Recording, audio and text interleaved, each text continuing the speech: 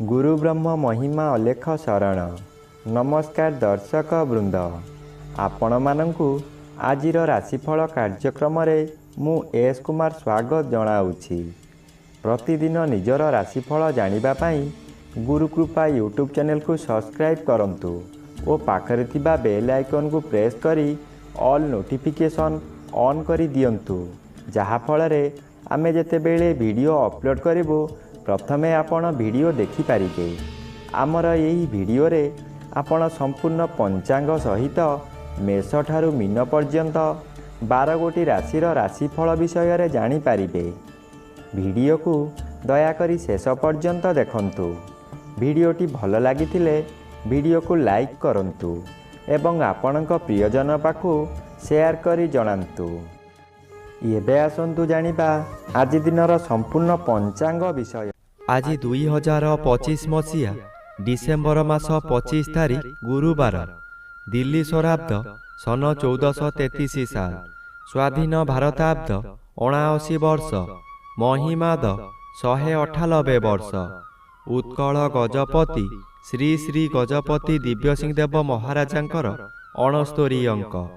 सौरस्व पौष मास 10 दिन, चांद्रमते पौष शुक्ल पक्ष पंचमी तिथि दिवा 10 घंटा 15 मिनिट पर्यंत।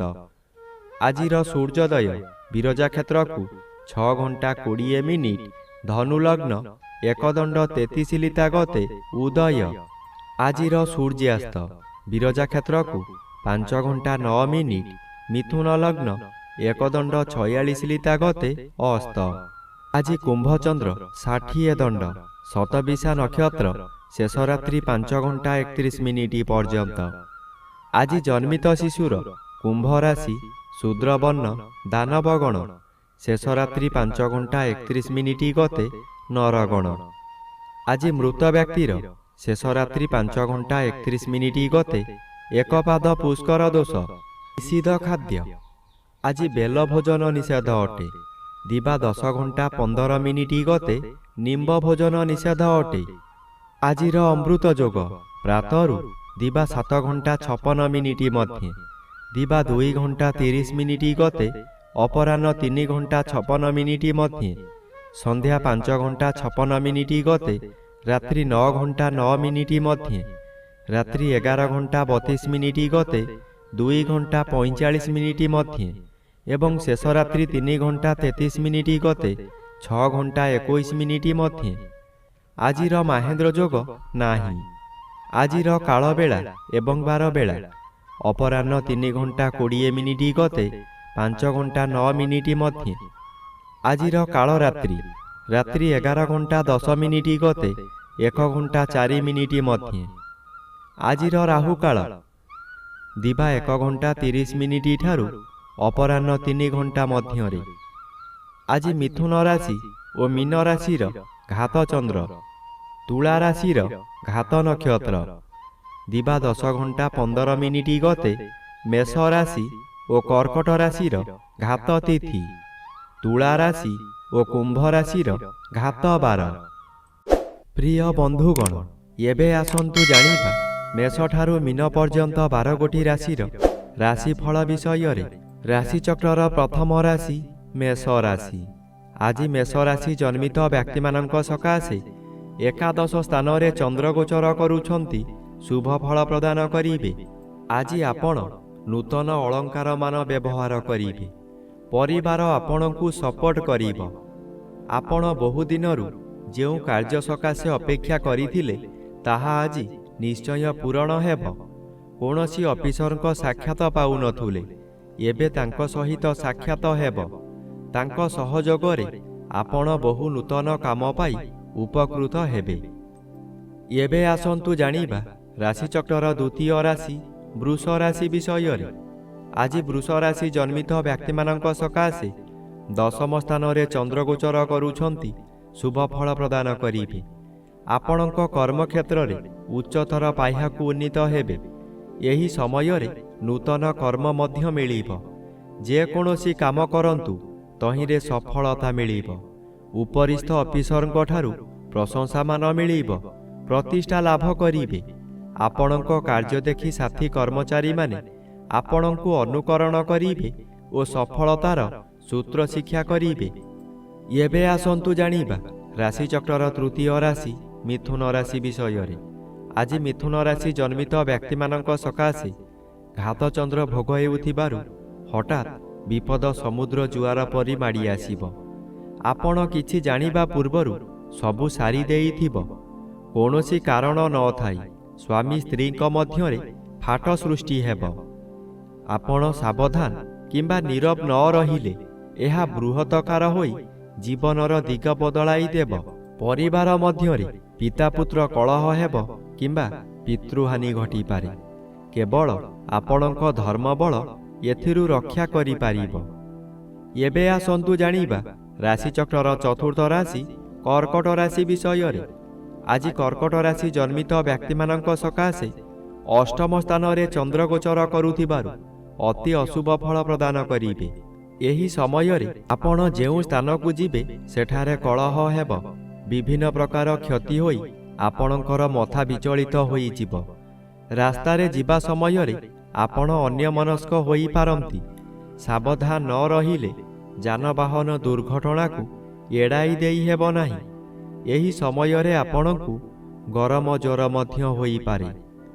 ଏବେ ଆସନ୍ତୁ ଜାଣିବା ରାଶିଚକ୍ରର ପଞ୍ଚମ ରାଶି ସିଂହ ରାଶି ବିଷୟରେ। ଆଜି ସିଂହ ରାଶି ଜନ୍ମିତ ବ୍ୟକ୍ତିମାନଙ୍କ ସକାଶେ ସପ୍ତମ ସ୍ଥାନରେ ଚନ୍ଦ୍ରଗୋଚର କରୁଛନ୍ତି ଶୁଭ ଫଳ ପ୍ରଦାନ କରିବେ।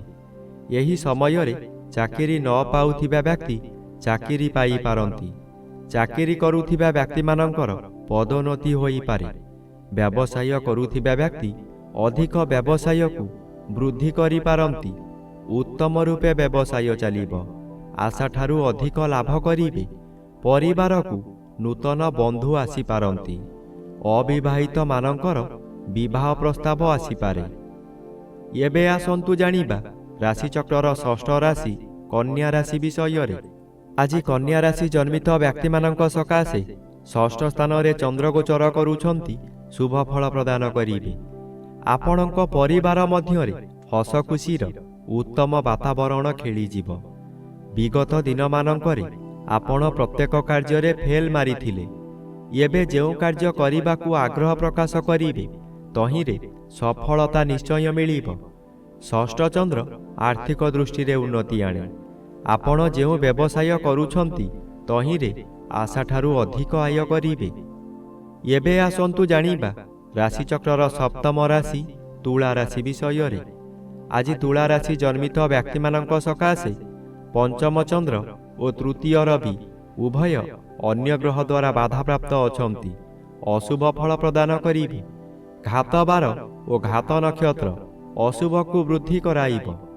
ଆଜି ହଠାତ୍ ସ୍ୱାସ୍ଥ୍ୟ ହାନି ହେବ। କୌଣସି ଗୋଟାଏ କାମ କରିବାର ସମୟ ନିର୍ଦ୍ଧାରିତ ହୋଇସାରିଥିବ, କିନ୍ତୁ ଆପଣଙ୍କ ଶରୀର ଅସୁସ୍ଥ ହେବା କାରଣରୁ ଆପଣ କଥା ଦେଇ କଥା ରଖିପାରିବେ ନାହିଁ। ମନରେ ଦୁଃଖ ଯନ୍ତ୍ରଣା ଭୋଗିବେ। ମନରେ ଦୁଶ୍ଚିନ୍ତା ବଢ଼ିଯିବାରୁ ରୋଗ ମାଡ଼ି ବସିବ। ବହୁ କଷ୍ଟ ଭୋଗିବେ। ଏହି ସମୟରେ କେଉଁଠାରୁ ବଡ଼ ଦୁଃଖ ଖବର ପାଇ ବୋଝ ଉପରେ ଲଳିତା ବିଡ଼ା ସଦୃଶ୍ୟ ହେବ। ଏବେ ଆସନ୍ତୁ ଜାଣିବା ରାଶିଚକ୍ରର ଅଷ୍ଟମ ରାଶି ବିଛା ରାଶି ବିଷୟରେ।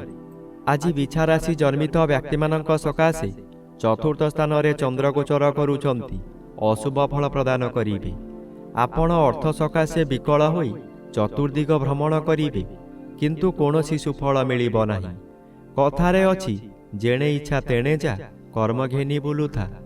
ଆପଣ ଯାହା ବି କରନ୍ତୁ ଖାଲି ଅର୍ଥହାନି ହେବା ଛଡ଼ା ଲାଭ ହେବାର ପ୍ରଶ୍ନ ଉଠୁନାହିଁ, ଯାହାଦ୍ୱାରା ମାନସିକ ଚାପରେ ଆପଣ ବିଚଳିତ ହୋଇଯିବେ। ଆପଣଙ୍କ ମନ ମଧ୍ୟରେ ଗୋଟାଏ ଅଜଣା ଆତଙ୍କ ଖେଳିଯିବ। ଏବେ ଆସନ୍ତୁ ଜାଣିବା ରାଶିଚକ୍ରର ନବମ ରାଶି ଧନୁ ରାଶି ବିଷୟରେ। ଆଜି ଧନୁ ରାଶି ଜନ୍ମିତ ବ୍ୟକ୍ତିମାନଙ୍କ ସକାଶେ ତୃତୀୟ ସ୍ଥାନରେ ଚନ୍ଦ୍ରଗୋଚର କରୁଛନ୍ତି ଅତି ଶୁଭ ଫଳ ପ୍ରଦାନ କରିବେ। ଆପଣଙ୍କର ଏହି ସମୟରେ ବହୁ ଚେଷ୍ଟା କରି ବାରମ୍ବାର ବିଫଳ ହେଉଥିବା କାର୍ଯ୍ୟ ହଠାତ୍ ଆପଣଙ୍କର ସପକ୍ଷରେ ଯିବ। ବହୁ ଅର୍ଥର ମାଲିକ ଆପଣ ହୋଇପାରନ୍ତି। ପୂର୍ବରୁ ଖରାପ ଥିବା ସ୍ୱାସ୍ଥ୍ୟ ଏହି ସମୟରେ ମନର ବଳ ବୃଦ୍ଧି ପାଇଥିବାରୁ ସ୍ୱାସ୍ଥ୍ୟ ଉତ୍ତମ ରହିବ। ବନ୍ଧୁବାନ୍ଧବ ଆପଣଙ୍କର ପ୍ରଶଂସା ଗାନ କରିବେ। ଉପରିସ୍ଥ ଅଫିସର ଆପଣଙ୍କର କାର୍ଯ୍ୟ ଦେଖି ପୁରସ୍କୃତ କରିପାରନ୍ତି। ଏବେ ଆସନ୍ତୁ ଜାଣିବା ରାଶିଚକ୍ରର ଦଶମ ରାଶି ମକର ରାଶି ବିଷୟରେ। ଆଜି ମକର ରାଶି ଜନ୍ମିତ ବ୍ୟକ୍ତିମାନଙ୍କ ସକାଶେ ଦ୍ୱିତୀୟ ସ୍ଥାନରେ ଚନ୍ଦ୍ରଗୋଚର କରୁଛନ୍ତି ଶୁଭ ଫଳ ପ୍ରଦାନ କରିବେ।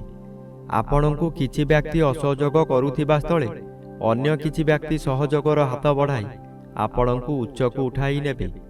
ବାଧା ଆସୁଥିବା ସ୍ଥାନରୁ ବିଳମ୍ବରେ ହେଉ ପଛେ ସଫଳତା ମିଳିବ। ଆପଣଙ୍କର ଉଦ୍ୟମ ଫଳପ୍ରଦ ହେବ। ଉତ୍ତର ଦିଗରୁ କୌଣସି ବ୍ୟକ୍ତି ଆପଣଙ୍କ ସହିତ ଯୋଗାଯୋଗ କରି ଶୁଭ ଖବର ଦେବେ। ଆଗାମୀ ଦିନ ସକାଶେ ଆୟର ସନ୍ଧାନ ଦେବେ। ଏବେ ଆସନ୍ତୁ ଜାଣିବା ରାଶିଚକ୍ରର ଏକାଦଶ ରାଶି କୁମ୍ଭ ରାଶି ବିଷୟରେ। ଆଜି କୁମ୍ଭ ରାଶି ଜନ୍ମିତ ବ୍ୟକ୍ତିମାନଙ୍କ ସକାଶେ ଶ୍ରୀଚନ୍ଦ୍ର ଅନ୍ୟ ଗ୍ରହ ଦ୍ୱାରା ବାଧା ପାଉଥିବାରୁ ପ୍ରତ୍ୟେକ କାର୍ଯ୍ୟକ୍ରମରେ ଆପଣଙ୍କୁ ବିରୋଧ ଆସିବ। ପେଟ ଗଣ୍ଡଗୋଳ ହେବ। ଭଲ ଭଲ ଖାଦ୍ୟ ପ୍ରସ୍ତୁତ କରିଥିବେ କିନ୍ତୁ ନିଜେ ଭୋଜନ କରିପାରିବେ ନାହିଁ। ନୂତନ ପୋଷାକ ଆଣିଥିବେ, କୌଣସି କାରଣରୁ ଆପଣ ଅନ୍ୟ ସ୍ଥାନକୁ ଯାତ୍ରା କରିବେ, ତାହା ପରିଧାନ କରିପାରିବେ ନାହିଁ। ଦିବସ ସାରା ଖାଲି ଦିବା ସ୍ୱପ୍ନ ଦେଖିବେ। ଆଜି ସମ୍ମାନ ମିଳିବାରେ ବାଧା ଆସିବ। ସତର୍କ ଓ ସାବଧାନ ନ ରହିଲେ ନିଜେ ନିଜର ବହୁ କ୍ଷତି କରି ବସିବେ। ଏବେ ଆସନ୍ତୁ ଜାଣିବା ରାଶିଚକ୍ରର ଦ୍ୱାଦଶ ବା ଶେଷ ରାଶି ମୀନ ରାଶି ବିଷୟରେ। ଆଜି ମୀନ ରାଶି ଜନ୍ମିତ ବ୍ୟକ୍ତିମାନଙ୍କ ସକାଶେ ଘାତଚନ୍ଦ୍ର ଭୋଗ ହେଉଛି। ଘାତଚନ୍ଦ୍ର ସର୍ବଦା ଅଶୁଭ କରାଇବ। ଘରେ ବାହାରେ ପ୍ରତ୍ୟେକ ସ୍ଥାନରେ ଆଜି ଆପଣ ଅପଦସ୍ଥ ହେବେ। ଆପଣଙ୍କର ବହୁ ପରିମାଣର ବ୍ୟୟ ହେବ। ଶରୀର ଅସୁସ୍ଥ ରହିବ। ମଥା ବିଚଳିତ ରହିବା କାରଣରୁ ରାସ୍ତା ଦୁର୍ଘଟଣା ମଧ୍ୟ ହୋଇପାରେ। ଆଜି ଆପଣ ନିଜ ମନକୁ ଶାନ୍ତ ନ କଲେ ନିଜକୁ ନିଜେ ଦଣ୍ଡ ଦେଇ ହଇରାଣ ଓ ଲୋକ ଅସା ମଧ୍ୟ ହୋଇପାରନ୍ତି।